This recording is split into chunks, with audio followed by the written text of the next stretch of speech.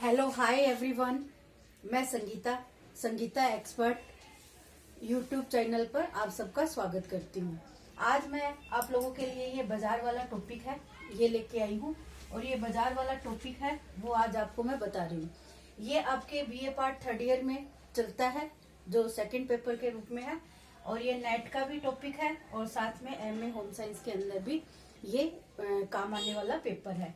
तो आज सबसे पहले ये बाजार यानी मार्केट, इसका अर्थ क्या है, किसको हम बाजार कहेंगे, इसकी विशेषताएं क्या है और इस बाजार का वर्गीकरण क्या है। इसकी जितनी लाइनें मैंने इस ब्लैक बोर्ड के ऊपर लिखी है इन सब के ऊपर आपके प्रश्न है वो आपके बनने वाले हैं और सभी एक एक बिंदु से इसके उदाहरणों के आधार पर भी प्रश्न है वो बार बार पूछे जाते हैं।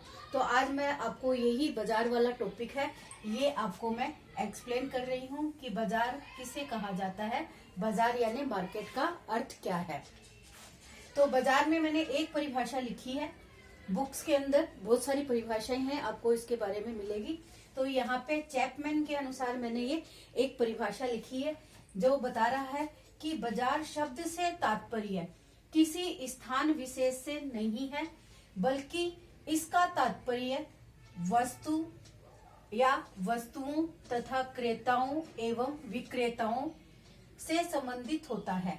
यहाँ पर आपको एक तो क्रेता का अर्थ पता होना चाहिए। क्रेता का मतलब है जो वस्तु को खरीदने वाला है और साथ में विक्रेता जो वस्तु को बेचने वाला है। इन क्रेता और विक्रेता दोनों के मध्य क्या होता है, संबंध होता है। जब क्रेता और विक्रेता दोनों एक साथ आमने सामने मिलते हैं जब ही उस मतलब चीज का क्रय और विक्रय किया जाता है, उसी के आधार पर ये मार्केट है वो निर्धारित होता है। तो इसीलिए कहा गया है कि किसी एक स्थान विशेष से इसका मतलब नहीं है बल्कि इसका तात्पर्य वस्तु अथवा वस्तुओं तथा क्रेता और विक्रेताओं से संबंधित होता है। एक ऐसा स्थान जहाँ पर वस्तु भी हो और उनसे संबंधित क्रेता और विक्रेता, जी उस वस्तु को बेचने वाला भी मौजूद हो और खरीदने वाला भी मौजूद हो तथा इसमें प्रत्यक्ष पारस्परिक प्रतिस्पर्धा रहती है। जब खरीदने वाला और बेचने वाला दोनों के मध्य प्रतिस्पर्धा होगी तभी किसी वस्तु का बाजार है वो तय होता है यानी मूल्य तय होता है। उस मूल्य के ऊपर जब दोनों के अंदर बेचने और खरीदने की पूर्ति है वो पूरी हो जाती है तब जाके उस वस्तु का बाजार है वो निर्धारित होता है। तो कहने का मतलब है कि जिस वस्तु को आपको बेचना है उसके लिए खरीदने वाला और बेचने वाला दोनों के मध्य एक प्रतिस्पर्धा होती है और उनके लिए एक क्षेत्र है वो निर्धारित होता है। तभी क्या करता है उस वस्तु का बाजार है वो उस वस्तु को बेचने के लिए तैयार होता है। तो उसी स्थान को हम क्या कहते हैं, बाजार कहते हैं, मार्केट कहते हैं। यहाँ पर कुछ विशेषताएं मैंने बता रखी है। पहली विशेषता क्या बताई है इसमें कि पूर्ण प्रतिस्पर्धा का होना। पूर्ण प्रतिस्पर्धा का मतलब होता है कि जैसे खरीदने वाले भी खूब सारे हो और बेचने वाले भी खूब सारे हो तो उस वस्तु में कीमत भी आपकी एक ही होनी चाहिए। जब जाके क्या होती है क्रेता और विक्रेताओं के मध्य पूर्ण प्रतिस्पर्धा है वो पाई जाती है। अगर जैसे मैंने यहाँ पे ये बाजार के प्रकारों में दे रखा है कि जैसे एकाधिकार होता है, बाजार के जैसे रूप है ना कि कई प्रकार के रूप होते हैं, पूर्ण प्रतियोगिता होती है, अपूर्ण प्रतियोगिता होती है, एकाधिकार होती है। तो यहाँ पर जो इनकी विशेषताएं होती है वो अलग हो जाती है। लेकिन यहाँ जो मार्केट की विशेषताएं बताई गई है वो एक पर्टिकुलर किसी भी मार्केट के अंदर ये विशेषताएं पाई जाती है। यहाँ पर इन तीनों की विशेषताएं क्या होती है मार्केट में अलग अलग हो जाती है। पूर्ण प्रतिस्पर्धा का होना, साथ में एक क्षेत्र का होना जहाँ आप मार्केट बाजार हम जिसे कहते हैं वो एक क्षेत्र विशेष के अंदर निर्धारित होता है कि यहाँ ये बाजार का क्षेत्र है। तो बाजार की विशेषताएं क्या हो गई, एक तो पूर्ण प्रतिस्पर्धा मिलेगी, इसमें एक क्षेत्र मिलेगा, एक वस्तु सेवा साधन का होना यानी जिस बाजार के अंदर आप वस्तु खरीद रहे हो वो एक वस्तु या सेवा या साधन का होना आवश्यक है। क्रेता तथा विक्रेताओं की उपस्थिति का होना, एक ऐसा क्षेत्र जहाँ खाली क्रेता हो और विक्रेता हो ही नहीं तो वस्तु का बाजार नहीं होगा, या खाली विक्रेता हो और उसको खरीदने वाला कोई नहीं हो तो वस्तु का बाजार नहीं कहा जा सकता।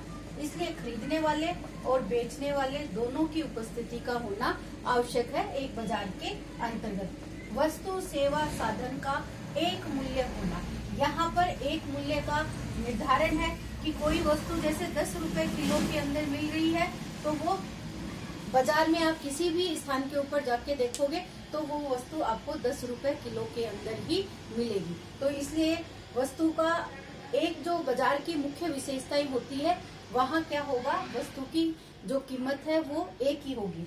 जैसे यहाँ पर मैंने एकाधिकार बता रखा है।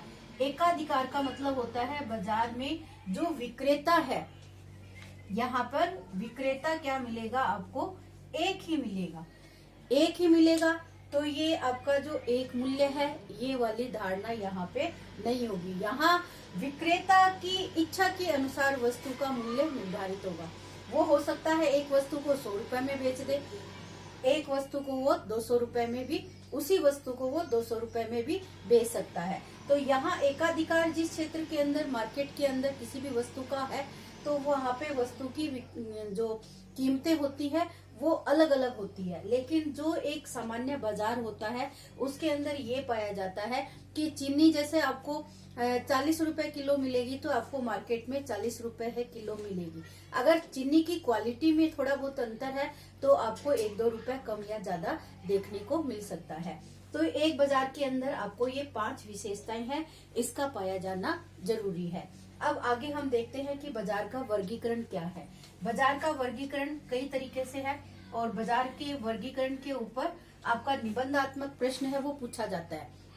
डायरेक्ट कई बार आपको ऐसे पूछ लिया जाता है कि एकाधिकार बाजार क्या है, पूर्ण प्रतियोगिता बाजार क्या है, या दैनिक बाजार किसे कहा जाता है, अल्पकालीन बाजार किसे कहा जाता है। यानी इसमें जितने भी मैंने ये वर्गीकरण में प्रकार लिख रखे हैं बाजार के, किसी भी बिंदु से आपको 2 नंबर वाले क्वेश्चन में कहीं पे भी आपको कोई सा भी क्वेश्चन है वो पूछा जा सकता है। इसीलिए मैंने ये बाजार के जो वर्गीकरण लिखे हैं, आपका एक तो स्थान के अनुसार लिखा है, जो आपकी बुक के अंदर पहला वर्गीकरण दे रखा है। दूसरा आपका वर्गीकरण दे रखा है समय के आधार पर, ये आपका दूसरा वर्गीकरण है। तीसरा आपका प्रतियोगिता के आधार पर है। चौथा वर्गीकरण आपका ये विक्रय की मात्रा के आधार पर है। और आपका 5वां जो वर्गीकरण है वो वैधानिक या औचित्य के आधार पर है। और छठा जो वर्गीकरण है वो आपका कार्य के अनुसार वर्गीकरण है। तो ये 6 प्रकार के वर्गीकरण, जिसके अंतर्गत भी किसी में 4, किसी में 3 अलग अलग तरीके के प्रकार बताए गए हैं। तो आपको इन सारे प्रकारों को ध्यान में रखना है कि कौन सा तरीके का बाजार की क्या विशेषताएं होती है और किस वस्तु का बाजार उसके अंदर निर्धारित होता है। तो यहाँ पर सब जो पहला दे रखा है मैंने, स्थान के अनुसार वर्गीकरण बता रखा है। स्थान के अंतर्गत 4 भाग बताए गए हैं। एक स्थानीय बाजार, एक प्रादेशिक बाजार, एक राष्ट्रीय बाजार और एक अंतर्राष्ट्रीय बाजार। नाम से भी इनका अर्थ है वो क्लियर हो रहा है। स्थानीय का मतलब होता है एक स्थान के अंतर्गत जो बाजार किया जाता है, यानी वस्तु का लेन देन किया जाता है, तो वो बाजार हमारे क्या कहलाते हैं, स्थानीय बाजार कहलाते हैं। अब स्थानीय के अंतर्गत ऐसी वस्तुओं का मार्केट किया जाता है जो दैनिक काम आने वाले हो और उसी दिन वो फिर खराब होने की संभावना भी उसकी रह जाती है। तो इसीलिए इनको इनकी क्वालिटी के आधार पर ही, जैसे साग सब्जियों का बाजार होता है, दूध का बाजार होता है, और एक इसके अंतर्गत जो भारी सामान, ईंट, पत्थर, चूना, मिट्टी, इस तरीके की वस्तुओं का जो बाजार होता है वो स्थानीय बाजार के अंतर्गत आता है। दूसरा आपका प्रांतीय या प्रादेशिक बाजार के नाम से जाना जाता है। इसके अंतर्गत जैसे एक प्रांत विशेष की जो वस्तुएं फेमस होती है, उन्हीं वस्तुओं का वो मार्केट किया जाता है। जैसे बंदेज का, जूते का, लाख की चूड़ियों का आदि का बाजार है वो निर्धारित किया जाता है। फिर राष्ट्रीयता के आधार पर, जैसे राष्ट्रीय बाजार किसे कहेंगे, जो एक राष्ट्र के अंतर्गत सीमित हो, जैसे शक्कर, गेहूं, चांदी, सोना, या इस तरीके के जो मार्केट होते हैं वो एक राष्ट्र के यानी एक राज्य सीमा के अंतर्गत ही वो निर्धारित होते हैं। अंतर्राष्ट्रीय यानी एक देश का दूसरे देश के साथ किन किन वस्तुओं का बाजार हम कर सकते हैं, तो इसके अंदर जैसे चाय, कॉफी, चांदी, सोना, पेट्रोल, इस तरीके की वस्तुएं जो खराब नहीं होती है जल्दी, एक स्थान से दूसरे स्थान पर भेजने में हमारे आसानी होती है, तो उन वस्तुओं का बाजार हम अंतर्राष्ट्रीय स्तर के ऊपर कर सकते हैं। दूसरा हमारा है ये समय के अनुसार है। तो समय के अनुसार भी इसी तरीके का वर्गीकरण है, खाली नाम का आपका थोड़ा सा चेंज है।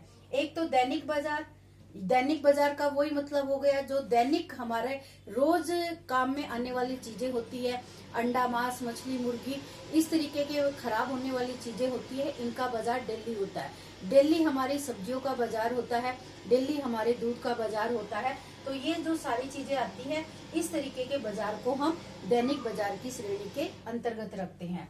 दूसरा हमारा अल्पकालीन बाजार के नाम से जाना जाता है। अल्पकालीन बाजार का समय है थोड़ा सा दैनिक की अपेक्षा अल्पकाल माना गया है, यानी थोड़े समय के लिए जिन वस्तुओं का बाजार हम करते हैं उस बाजार को हम दैनिक बाजार के रूप में काम में लेते हैं। जैसे मांग के अनुसार, ये आपकी मांग के अनुसार होता है, जिस तरह वस्तु की जितनी मांग होगी उसी के अनुसार वस्तु की पूर्ति करवाई जाती है। चूना, पत्थर, ईंट, जो भारी सामान होता है, इनका बाजार होता है वो अल्पकालीन बाजार की श्रेणी में माना जाता है। दीर्घकालीन बाजार इस तरीके का बाजार होता है जो लंबे समय तक हमारी बाजार की प्रतिक्रिया को हम चला सकते हैं, यानी समय होता है वो अल्पकाल की अपेक्षा थोड़ा लंबा देखा जाता है। इसमें साड़ी, धोती, पेट्रोल, चूना, पत्थर, इस तरीके का सभी तरीके का हम सामान है वो दीर्घकाल के व्यापार के अंतर्गत शामिल कर सकते हैं।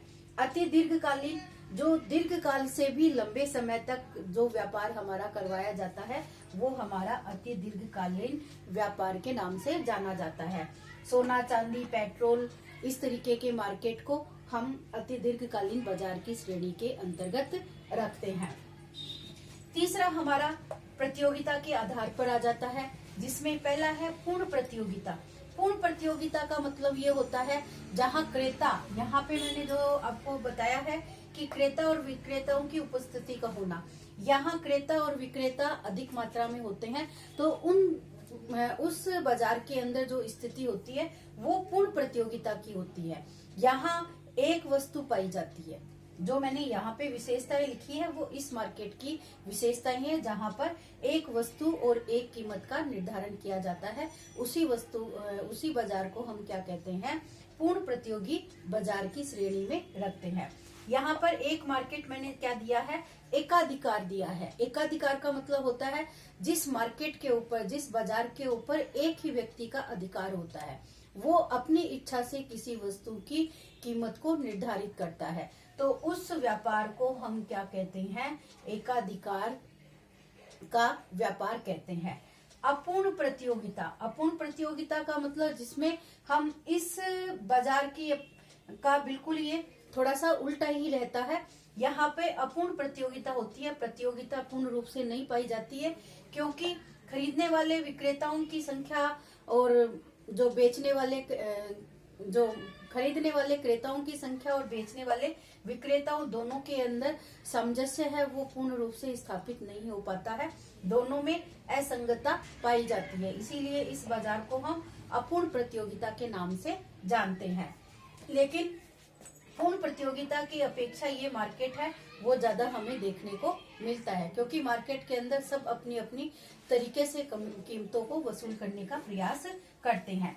फिर आता है हमारी विक्रय की मात्रा के अनुसार, जिसको हम एक तो थोक व्यापार कहते हैं, एक खुदरा व्यापार कहते हैं। तो मार्केट में आपने देखा होगा एक साथ जब हम बड़ी मात्रा में सामान को खरीदते हैं या बेचते हैं तो वो मार्केट हमारा क्या कहलाता है, थोक बाजार के नाम से जाना जाता है।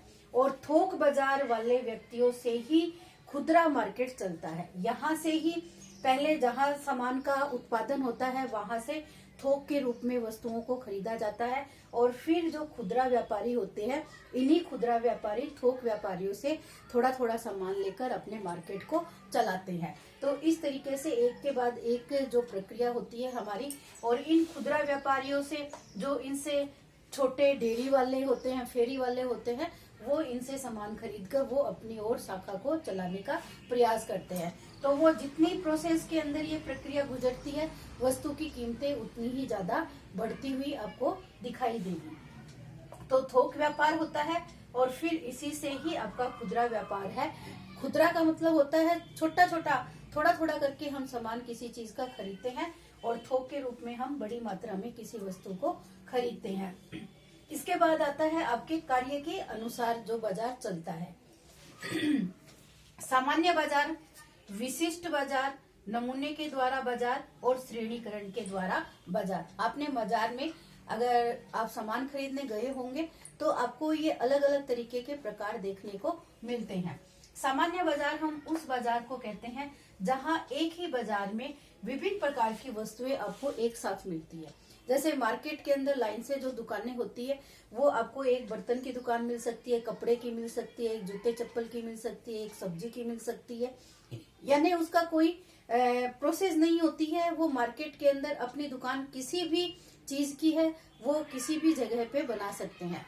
तो एक ही बाजार के अंदर विभिन्न प्रकार की वस्तु और सेवाएं जो आपको एक साथ मिल जाती है, तो वो बाजार आपका सामान्य बाजार की श्रेणी के अंतर्गत आता है। और विशिष्ट बाजार वह बाजार होता है जहां आपको एक ही जगह पर खाली उसी चीज का मार्केट मिलता है। जैसे आप एक सब्जी मंडी में जाते हो तो सब्जी मंडी में आपको क्या मिलेगा, खाली सब्जियों की ही दुकान मिलेगी। आप कपड़ा बाजार में जाते हो तो वहां आपको खाली कपड़े की ही दुकानें मिलेगी। आप ऐसे ही अनाज मंडी में जाते हो तो आपको खाली वहां पे अनाज ही मिलेगा। तो उस बाजार को हम क्या कहेंगे, विशिष्ट बाजार का नाम देंगे। जिस चीज का बाजार वहां होता है, वहां उसी पर्टिकुलर एक वस्तु का ही बाजार वहां किया जाता है। फिर आपका आता है एक नमूने के द्वारा बाजार। आपने मार्केट में आप कहीं पे भी किसी दुकान पे जाते हो तो आप वस्तु का नमूना मांगते हो, सैंपल मांगते हो। उस सैंपल को हाथ के ऊपर देखते हो कि वो वस्तु अच्छी है या नहीं है। तो उस वस्तु को हम क्या कहेंगे, नमूने के द्वारा बाजार कहेंगे। जिसमें हम एक नमूने को देखकर उस वस्तु की मात्रा को खरीदते हैं, तो वो मार्केट आपका नमूने के द्वारा मार्केट कहलाता है। ये खासकर ज्यादातर अनाज के अंतर्गत या घी तेल में इस तरीके की प्रोसेस के मार्केट के अंतर्गत आपको ये मार्केट है देखने को मिलता है। फिर आपका आता है श्रेणीकरण के द्वारा। श्रेणीकरण का मतलब होता है, जैसे आपको श्रेणी लिखी हुई मिलेगी, A number, B number, C number, D number. ये सबसे बढ़िया क्वालिटी होती है, इससे थोड़ी घटिया होती है। ये इससे थोड़ी थोड़ी करके ये है नीचे घटियापन को दिखाता है। इसी तरीके से फर्स्ट, सेकंड, थर्ड, इस तरीके से आपको ये प्रोसेस है। फोर्थ है, इस तरीके से आपको इनकी श्रेणियां बनी हुई दिखाई देगी। तो ये जो मार्केट होता है वो आपका श्रेणीकरण मार्केट को बताता है। अनाज के अंदर आपको एक 100 रुपए किलो में आप अनाज खरीद सकते हो, फिर 200 रुपए किलो में खरीद सकते हो, आप 400 रुपए किलो में खरीद सकते हो। तो वो जैसे आप चावल का उदाहरण ले सकते हो, गेहूं का उदाहरण ले सकते हो, चने का या चने की दाल का उदाहरण ले सकते हो। तो आप इस तरीके से किसी भी चीज को आप सैंपल के माध्यम से उसकी श्रेणियां के आधार पर कि ये हमारे 10 रुपए किलो में भी है, ये 20 रुपए किलो में भी है, तो आपको ये श्रेणियां बनी हुई दिखाई देगी।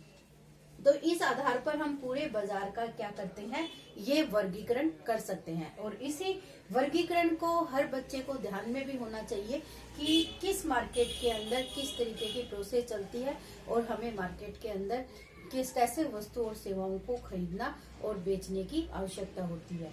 तो आज के लिए ही इस चीज में मैंने 3 टॉपिक आपको क्लियर कर दिए हैं। बाजार का अर्थ क्लियर कर दिया है, विशेषताएं बता दी है, बाजार का वर्गीकरण बता दिया है। इनको आपको सबको उदाहरणों के साथ ध्यान में रखना है कि आपका ये किस तरीके का टॉपिक है और कैसे इसके अंदर प्रश्न पूछे जा रहे हैं। आगे की प्रोसेस है, आगे का जो इस बाजार वाले चैप्टर से बिंदु है वो आपको मैं दूसरे वीडियो के अंदर देने का प्रयास करूंगी। आज के लिए इतना ही। All the best everyone, thank you.